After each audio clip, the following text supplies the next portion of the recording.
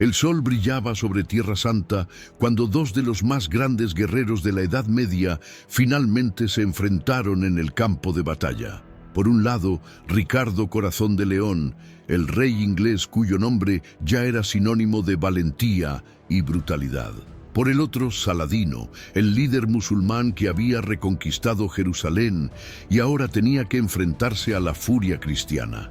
Los ejércitos estaban preparados, las espadas afiladas y el destino de la cruzada estaba a punto de sellarse. Pero lo que nadie imaginaba es que esta guerra no se ganaría solo con espadas, sino con inteligencia, paciencia y un golpe maestro. Saladino sabía que Ricardo era un guerrero formidable, quizás el mejor de su tiempo. En combate directo, el rey inglés era prácticamente imbatible. Pero el sultán no tenía intención de derrotarlo en el campo de batalla, quería derrotarlo sin luchar. Con un plan magistral, Saladino engañó a Richard, le hizo creer en promesas vacías y lo atrapó en una red de ilusiones. Al final, el rey que vino a conquistar Jerusalén terminó saliendo sin siquiera poner un pie dentro de las puertas de la ciudad santa. Pero ¿cómo hizo esto Saladino? ¿Cómo logró manipular a uno de los más grandes guerreros de la cristiandad y cambiar el rumbo de las cruzadas sin tener que derramar tanta sangre? Hoy conocerás esta historia en detalle. Una batalla que no fue solo de espadas, sino de mentes. Un duelo donde el más fuerte no era el que golpeaba primero, sino el que supo esperar y actuar en el momento justo. Si te gustan las historias de guerra, estrategia y giros impresionantes, deja un me gusta y suscríbete al canal, porque esta historia te sorprenderá. Y al final dime, ¿crees que Ricardo se dio cuenta de que estaba engañado? A finales del siglo XI, Oriente Medio era un campo de batalla inestable. El mundo musulmán estaba fragmentado, dividido entre diferentes califatos y dinastías rivales, mientras que los cristianos de Europa vieron una oportunidad única de expandir su influencia en la región. Fue en este escenario caótico que surgieron las cruzadas, expediciones militares organizadas por reinos cristianos para retomar Tierra Santa de manos musulmanas. La primera cruzada, 1096-1099, fue brutal. Impulsados por un fervor religioso iniciado por el Papa Urbano II, miles de caballeros cristianos cruzaron Europa y Oriente Medio, masacrando a poblaciones enteras a lo largo del camino. Cuando llegaron a Jerusalén, la ciudad fue tomada con extrema violencia. Hombres, mujeres y niños fueron asesinados sin piedad. El impacto de esta conquista dejó profundas huellas en el mundo islámico, que se encontró humillado y desunido ante el avance de los europeos. Sin embargo, los propios cruzados enfrentaron dificultades. Aunque habían conquistado territorios estratégicos como Jerusalén, Antioquía y Edesa, estaban rodeados de enemigos en una tierra desconocida. Para mantener su dominio, necesitaban un flujo constante de refuerzos desde Europa, así como frágiles alianzas con líderes locales. Mientras tanto, los musulmanes, aunque divididos, comenzaron a darse cuenta de que solo un liderazgo fuerte y unificado podría expulsar a los invasores. En este escenario de constantes disputas surgieron figuras notables que intentaron resistir el dominio cristiano. Pero ninguno de ellos logró consolidar un imperio lo suficientemente fuerte como para revertir las conquistas cruzadas. El juego de poder continuó hasta que décadas después, un nuevo líder comenzó a surgir en el horizonte, un joven kurdo llamado Saladino. Si vivieras en esa época, ¿creerías que los musulmanes podrían revertir esta situación? ¿Cree que el mundo islámico podría unirse contra los cristianos o las disputas internas seguirían impidiendo una respuesta eficaz? El destino de Tierra Santa estaba en juego, pero para cambiar la historia se necesitaba algo más que un guerrero hábil. Se necesitaba un estratega, un líder capaz de unir facciones rivales y convertir la desunión en fuerza. Este hombre sería Yusuf ibn Ayyub, mejor conocido como Saladino. Nacido en 1137 en la ciudad de Tikrit, en el actual Irak, Saladino no parecía destinado a la grandeza desde el principio. Su familia pertenecía a un linaje kurdo y servía a los poderosos señores del Islam sunita. Su padre y su tío, Shirkuh, estaban profundamente involucrados en las disputas políticas de la época, y fue bajo la tutela de Shirkuh que el joven Saladino comenzó a aprender el arte de la guerra y la diplomacia. El momento decisivo llegó cuando Saladino acompañó a Shirkuh a Egipto, un territorio estratégico sumido en el caos. El califato chiita fatimí se estaba debilitando rápidamente, mientras fuerzas externas intentaban aprovechar la situación. Los cruzados, siempre atentos a las oportunidades, también intentaron ampliar su influencia en la región. Shirkuh, como comandante del ejército de Nur ad-Din, señor de Damasco, lideró una campaña para tomar Egipto y tras una serie de maniobras militares e intrigas políticas, logró convertirse en el verdadero gobernante del país. Sin embargo, su reinado duró poco. Apenas unos meses después de tomar el poder, Shirkuh murió inesperadamente, y fue entonces cuando Saladino tomó el control. Al principio, muchos dudaron de que pudiera mantener el poder. Era joven, discreto y no tenía la misma reputación que otros líderes de guerra. Sin embargo, fue exactamente su postura calculadora y su capacidad para manipular la política a su favor lo que le hizo triunfar. Poco a poco eliminó a sus rivales, consolidó su autoridad en Egipto y, en 1171, abolió el califato fatimí, restaurando la soberanía sunita en el país. Este movimiento fortaleció su alianza con Nur ad-Din, pero también plantó la semilla de una futura rivalidad entre los dos. Con Egipto bajo su control, Saladino se convirtió en un jugador clave en el tablero de los cruzados. No solo aseguró la estabilidad interna del país, sino que también comenzó a expandir su poder a través de la diplomacia y la guerra. En 1174, Nur ad-Din murió repentinamente, dejando un vacío de poder en Siria. Saladino, percibiendo la oportunidad, rápidamente tomó medidas para tomar Damasco, y durante los años siguientes consolidó su dominio sobre gran parte del mundo musulmán. Su visión era clara. La unificación del Islam era la única manera de enfrentar a los cruzados como iguales. Esta expansión, sin embargo, no se produjo sin resistencia. Saladino tuvo que enfrentarse a los nobles musulmanes que veían su ascenso con sospecha. Muchos lo acusaron de ser simplemente otro señor de la guerra oportunista interesado solo en sus propios beneficios. Pero demostró ser mucho más que eso. En lugar de gobernar con brutalidad, adoptó una política de indulgencia y respeto que poco a poco fue ganando aliados y fortaleciendo su posición. Con el paso de los años, Saladino logró unificar bajo su mando Egipto, Siria, Mesopotamia y partes de la península arábiga. Y así, con un ejército unificado y motivado por la fe y la promesa de venganza, dirigió su atención a su mayor objetivo: retomar Jerusalén y expulsar a los cruzados de una vez por todas. Pero, ¿podría realmente derrotar a los ejércitos cristianos que contaban con el apoyo de las mayores potencias de Europa? ¿Podría un solo hombre cambiar el curso de la historia? El mundo cristiano había tomado Jerusalén casi un siglo antes, dejando un rastro de destrucción que los musulmanes nunca olvidarían. La ciudad santa, uno de los mayores símbolos del Islam, estaba en manos de los cruzados y Saladino sabía que solo podría completar su misión de unificar el mundo musulmán si recuperaba este territorio. Pero retomar Jerusalén no sería una tarea sencilla.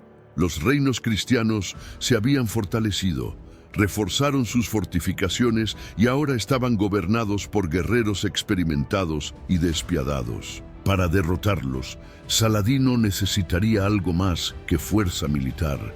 Tendría que usar estrategia, paciencia y un profundo conocimiento del arte de la guerra. La oportunidad llegó en 1187, Durante años, Saladino reunió un poderoso ejército formado por miles de soldados altamente entrenados y comenzó a avanzar hacia los territorios cruzados. El momento decisivo se produjo en Batalla de Hattin, uno de los enfrentamientos más importantes de la historia de las cruzadas. Saladino logró atraer a las fuerzas cristianas a un terreno desfavorable, donde la falta de agua y el calor abrasador debilitaron a sus enemigos. Cuando comenzaron los combates, los cruzados ya estaban exhaustos y desesperados. Fue una victoria aplastante. El ejército cristiano fue diezmado, muchos caballeros fueron asesinados o capturados, y Saladino demostró su inteligencia capturando a los suyos. Rey Guy de Lusignan, líder del reino de Jerusalén. Este golpe fue devastador para los cruzados. Sin un ejército capaz de defenderlas, los cristianos vieron caer una a una sus ciudades y fortalezas. Con el camino abierto, Saladino finalmente marchó hacia Jerusalén, pero a diferencia de los cristianos que masacraron a la población musulmana en 1099, decidió actuar de manera diferente. Rodeó la ciudad y ofreció a sus habitantes la oportunidad de una rendición pacífica. Los cruzados, liderados por Balduino de Ibelín, intentaron resistir, pero sabían que no tenían fuerzas para sostener un asedio prolongado. Después de semanas de negociaciones, se llegó a un acuerdo. Los cristianos podrían irse sanos y salvos si pagaban un rescate. Los que no tenían recursos fueron liberados y, a diferencia del baño de sangre promovido por los cristianos décadas antes, Saladino garantizó que Jerusalén fuera retomada sin masacres masivas. La caída de Jerusalén fue un shock para Europa. Occidente no podía creer que la ciudad santa hubiera sido tomada sin una resistencia significativa. Según los informes, el Papa Urbano III murió de pena al recibir la noticia.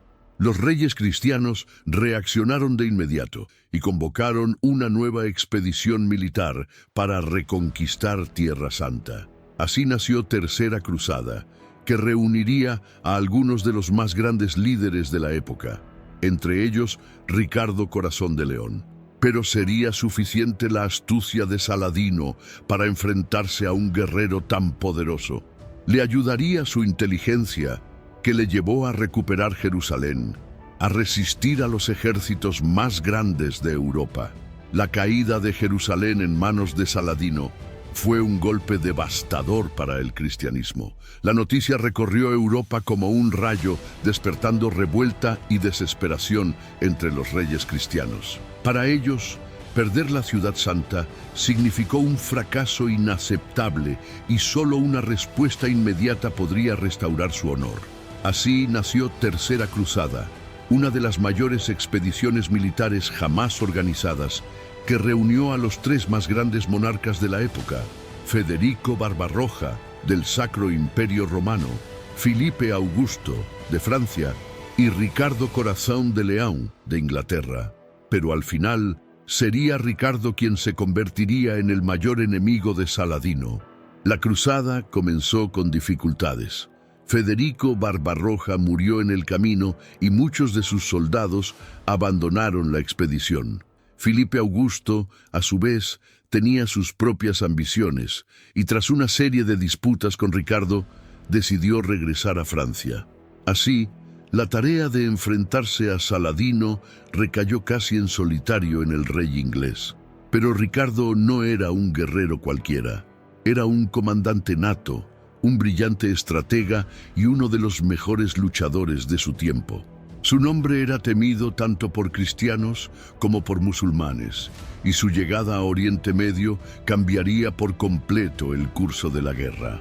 Nada más aterrizar en Tierra Santa, Ricardo demostró por qué lo llamaban Corazón de León. Su primera gran victoria llegó Batalla de Arsuf, donde se enfrentó al ejército de Saladino en campo abierto. A diferencia de los cruzados anteriores, que a menudo caían en las trampas del sultán, Richard era metódico y despiadado. Sus caballeros, los famosos templarios y hospitalarios, avanzaron con precisión quirúrgica, desmantelando las fuerzas musulmanas y consiguiendo una victoria decisiva. Por primera vez, Saladino se dio cuenta de que se enfrentaba a un enemigo de su propio tamaño. El respeto entre los dos líderes creció a lo largo de la campaña. Saladino, siempre maestro de la diplomacia, incluso envió regalos a Ricardo, incluido un caballo después de que el rey inglés perdiera el suyo en batalla. Pero a pesar de esta aparente caballerosidad, ambos sabían que estaban atrapados en un mortal juego de estrategia. Mientras Ricardo avanzaba hacia Jerusalén, Saladino adoptó tácticas de guerrilla, evitando enfrentamientos directos y desgastando al ejército enemigo con constantes ataques. El rey inglés, por muy talentoso que fuera, empezó a darse cuenta de que tomar Jerusalén no sería tan sencillo como imaginaba. Saladino no cometió errores evidentes. Se retiró cuando fue necesario, cortó las líneas de suministro y mantuvo a sus tropas en movimiento, haciendo imposible una victoria rápida para los cruzados. Pero, en medio de este choque entre genios de la guerra, sucedería algo inesperado. Saladino comenzaría a manipular a Ricardo, haciéndole creer que la conquista de Jerusalén estaba a su alcance cuando, en realidad, nunca permitiría que eso sucediera. Ricardo Corazón de León se daría cuenta de la trampa antes de que fuera demasiado tarde, o él, el gran guerrero de la cristiandad, caería en el mayor golpe jamás ideado por Saladino. Ricardo Corazón de León fue un guerrero incomparable. Sus victorias en el campo de batalla demostraron su fuerza, su inteligencia militar y su determinación implacable. Pero la guerra no se trataba solo de batallas directas. Mientras Ricardo avanzaba con su ejército en un intento de retomar Jerusalén, Saladino preparó otro tipo de trampa, una que no dependía de lanzas y espadas, sino de paciencia, diplomacia y manipulación. El sultán sabía que no podría derrotar a Ricardo en un enfrentamiento directo, por lo que decidió vencerlo de otra forma, haciéndole creer que estaba cerca de la victoria, cuando en realidad Jerusalén nunca caería en sus manos. La campaña de Ricardo fue una sucesión de avances y retrocesos. Conquistó ciudades importantes, derrotó a las fuerzas musulmanas en varias ocasiones, pero a cada paso que daba, Saladino se retiraba y reorganizaba sus tropas. El rey inglés empezó a darse cuenta de que, aunque estaba ganando batallas, nunca podría conseguir una victoria decisiva. Saladino, a su vez, aprovechó el tiempo, desgastando al ejército cruzado e impidiéndole obtener suministros suficientes para un asedio prolongado de Jerusalén. Mientras tanto, le envió mensajes ambiguos a Ricardo, alternando propuestas de paz y desafíos para nuevas luchas. El gran golpe maestro llegó cuando Saladino le hizo creer a Ricardo que podría haber un acuerdo. Utilizando intermediarios, el sultán dejó escapar la idea de que, bajo ciertas condiciones, Jerusalén podría entregarse pacíficamente. Ricardo, exhausto tras meses de campaña, empezó a considerar la posibilidad de una negociación. Pero todo fue solo una estrategia calculada para ahorrar tiempo. Mientras Ricardo dudaba, Saladino reforzó las defensas de la ciudad y reorganizó su ejército. Cuando el rey inglés finalmente se dio cuenta de que no habría una rendición pacífica, ya era demasiado tarde. Sus hombres estaban exhaustos, sus líneas de suministro comprometidas y un ataque directo a la ciudad era imposible. La ironía de este momento es que Richard, uno de los más grandes guerreros de la cristiandad, no fue derrotado por la espada, sino por el juego mental de su oponente. El rey se vio obligado a retirarse, no por cobardía, sino porque sabía que un ataque sería suicida. Jerusalén permaneció en manos de Saladino y, a pesar de sus victorias anteriores, Ricardo se vio obligado a abandonar su mayor ambición. Esta fue la mayor victoria de Saladino. No necesitaba derrotar a Ricardo en una batalla final para asegurar su triunfo. En cambio, utilizó la inteligencia y la paciencia para desmoralizar al ejército cruzado y hacer que su mayor enemigo se marchara sin lograr su objetivo. Ricardo Corazón de León había demostrado una y otra vez su fuerza y habilidad militar, pero incluso los mejores guerreros saben que hay batallas que no se pueden ganar solo con la espada. Jerusalén seguía siendo inalcanzable.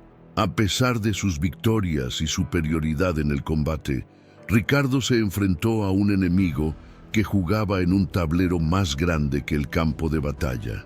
Saladino había creado una guerra de desgaste y el rey inglés estaba empezando a sentir los efectos de esta estrategia. El ejército cruzado estaba agotado, los suministros eran cada vez más escasos y las disputas políticas dentro del propio campo cristiano impidieron una ofensiva exitosa. Además, Ricardo recibió noticias preocupantes desde Europa. Su hermano João Semterra aprovechaba su ausencia para conspirar e intentar usurpar el trono de Inglaterra. Ante esta realidad, Ricardo se dio cuenta de que continuar la lucha era una apuesta cada vez más arriesgada. No podía tomar Jerusalén por la fuerza sin comprometer el resto de su ejército, y prolongar el conflicto solo debilitaría su posición en Europa. Fue entonces cuando se intensificaron las negociaciones entre él y Saladino. Aunque eran adversarios, los dos tenían algo en común. Ninguno de ellos quería prolongar la guerra indefinidamente. Saladino sabía que mientras hubiera cruzados en Tierra Santa, siempre existiría la amenaza de una nueva ofensiva.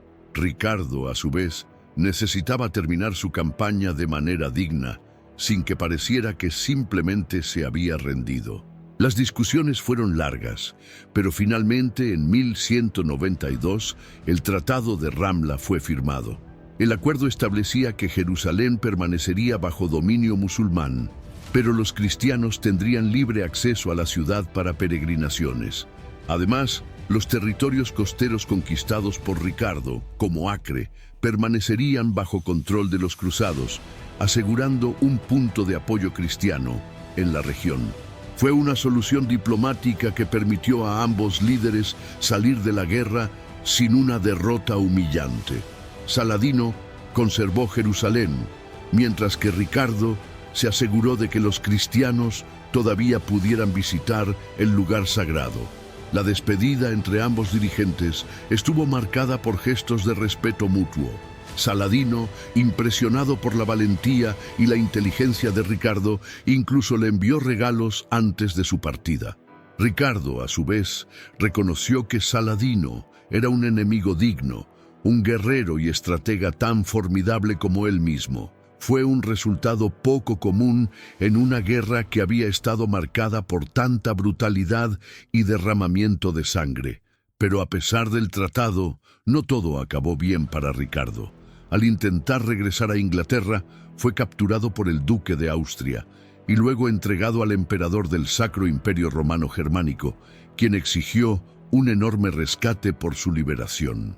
Mientras estuvo encarcelado, su hermano João conspiró contra él y su ausencia debilitó su posición en Europa. Cuando finalmente logró regresar, encontró un reino inestable y pasó el resto de su vida tratando de recuperar el control de su tierra natal. ¿Qué pasa con Saladino? Había ganado la Tercera Cruzada, pero la victoria tuvo un alto coste. Los años de guerra agotaron sus recursos y el sultán empezó a sentir el peso de la edad y las responsabilidades. A pesar de convertirse en un héroe para el mundo musulmán, su salud comenzó a deteriorarse rápidamente. Apenas unos meses después de la partida de Ricardo en 1193, Saladino falleció dejando un imperio consolidado, pero también desafíos para sus sucesores. La guerra entre cristianos y musulmanes no terminó ahí. Vendrían otras cruzadas, se librarían otras batallas. Pero la rivalidad entre Saladino y Ricardo Corazón de León siguió siendo uno de los duelos más emblemáticos de la Edad Media. Y al final, la gran pregunta sigue siendo, ¿quién ganó realmente este enfrentamiento? ¿Ricardo con su valentía y genio militar o Saladino con su paciencia e inteligencia estratégica? La victoria sobre Ricardo Corazón de León y la exitosa defensa de Jerusalén solidificaron a Saladino como uno de los líderes más importantes de la historia islámica. Su nombre se convertiría en sinónimo de honor, inteligencia estratégica y tolerancia. Sin embargo, a pesar de su triunfo contra los cruzados, Saladino no tuvo mucho tiempo para disfrutar de su gloria. Agotado tras años de campañas militares y administración de un vasto imperio, su salud comenzó a deteriorarse rápidamente. El 4 de marzo de 1193, Saladino falleció en Damasco, dejando un legado que resonará durante siglos. Su muerte no estuvo acompañada de riquezas ni lujos. A pesar de haber gobernado un poderoso imperio, Saladino murió prácticamente sin posesiones. Donó gran parte de sus posesiones a los pobres y a sus tropas, y su tesoro personal no alcanzó ni para pagar su propio funeral. Este fue un reflejo del líder que había sido, un hombre que antepuso su misión al interés personal, un gobernante que prefirió ser recordado por sus hechos y no por su fortuna. Con su partida, el imperio que construyó comenzó a enfrentar dificultades. Sus hijos y sucesores no tuvieron la misma habilidad política y militar, y pronto el territorio comenzó a fragmentarse. El sueño de una unificación duradera del mundo musulmán comenzó a desvanecerse, y los estados cruzados continuaron existiendo durante varias décadas más. A pesar de eso, la figura de Saladino siguió siendo un símbolo de resistencia, liderazgo y estrategia. Incluso entre los cristianos, su imagen era respetada. Muchos caballeros europeos admiraron su coraje, su nobleza en el campo de batalla y su voluntad de actuar con misericordia, algo poco común en una época marcada por la brutalidad de la guerra. El propio Ricardo Corazón de León, su mayor enemigo, habría dicho que si tuviera que servir a un rey, preferiría servir a Saladino. Este respeto mutuo entre dos de los más grandes guerreros de la Edad Media se convirtió en una de las historias más fascinantes de la época de las cruzadas. Pero, ¿qué podemos aprender hoy de Saladino? ¿Fue simplemente un líder militar talentoso o un verdadero ejemplo de diplomacia y estrategia? ¿Podría su visión de la unificación haber cambiado la historia de Medio Oriente si hubiera vivido más? Si crees que Saladino fue uno de los mayores estrategas de la historia, deja tu comentario. Y si quieres conocer más líderes legendarios como él, suscríbete al canal y activa la campanita, porque todavía tenemos muchas historias épicas que contar. Aquí, historia de Saladino va mucho más allá de batallas y conquistas. No era solo un líder militar, sino un hábil estratega, un político astuto y un hombre cuya visión de largo plazo moldeó el destino de Medio Oriente. Siglos después de su muerte, sus enseñanzas siguen siendo relevantes, no solo para quienes estudian historia, sino para cualquiera interesado en el liderazgo, la estrategia y la toma de decisiones. Una de las primeras lecciones que podemos aprender de Saladino es la importancia de paciencia estratégica. No se lanzó a batallas apresuradas, ni intentó retomar Jerusalén sin asegurarse primero de tener fuerzas suficientes. Pasó años unificando territorios musulmanes antes de enfrentarse a los cruzados, asegurándose de que cuando llegara el momento tendría la ventaja. En el mundo moderno, esta lección se aplica a cualquier área, ya sea en los negocios, la política o incluso la vida personal. Esperar el momento adecuado para actuar puede marcar la diferencia entre el éxito y el fracaso. Otra característica sorprendente de Saladino fue sus habilidades de negociación y diplomacia. Si bien muchos líderes de la época dependían únicamente de la fuerza militar, él sabía que también se podían lograr grandes victorias mediante acuerdos y alianzas. El Tratado de Ramla, que puso fin a la Tercera Cruzada, fue un ejemplo de ello. Se aseguró de que los cristianos tuvieran acceso a Jerusalén sin renunciar al control musulmán sobre la ciudad. En lugar de buscar la destrucción total de sus enemigos, Saladino prefirió la estabilidad, algo que pocos líderes de su época entendían. Esta capacidad de convertir a los adversarios en aliados es una lección poderosa, especialmente en un mundo donde la comunicación y la negociación son esenciales. Otro punto fundamental fue su liderazgo basado en el ejemplo. A diferencia de muchos reyes y comandantes que gobernaban con opresión y lujo, Saladino era conocido por su humildad y disciplina. Donó su riqueza a los necesitados, durmió en tiendas de campaña con sus soldados y compartió las dificultades de la guerra con sus hombres. Este tipo de liderazgo inspira verdadera lealtad. Hoy en día vemos que los líderes más eficaces son aquellos que dan el ejemplo, que están dispuestos a afrontar los retos junto a su equipo y no solo a dar órdenes de arriba hacia abajo. Además, Saladino también nos enseña sobre resiliencia y perseverancia. Incluso después de las derrotas, nunca abandonó su objetivo final.